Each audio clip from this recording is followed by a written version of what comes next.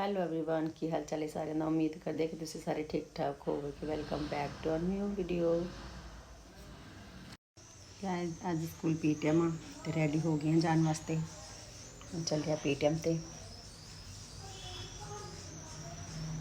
Guys PTM ਤੇ ਆ ਗਏ। ਰਿਜ਼ਲਟ ਬਹੁਤ ਵਧੀਆ ਰਿਹਾ। ਹੁਣ ਸਾਰਾ ਕੰਮ ਕਰ ਲਿਆ। ਕੱਪੜੇ ਧੋ ਲਏ ਨੇ, ਸਫਾਈਆਂ ਵੀ ਕਰ ਲਈਆਂ ਨੇ। ਹੁਣ ਹੋ ਗਿਆ ਫ੍ਰੀ। ਹੁਣ ਦੁਪਹਿਰ ਦੀ ਸਬਜ਼ੀ ਦੀ ਤਿਆਰੀ ਕਰਦੇ ਹਾਂ। ਮੈਂ ਬਣਾਉਣ ਲੱਗੀ ਹਾਂ ਮਟਰ ਪਨੀਰ ਦੀ ਸਬਜ਼ੀ। ਹੁਣ ਉਹ ਬਣਾਉਂਦੇ ਹਾਂ। गाइस तड़का साडा रेडी हो गया।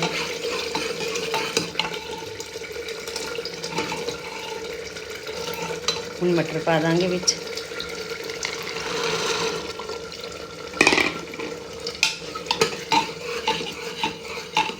पनीर बाद विच पावांगे जदों बन जाएगी सब्जी।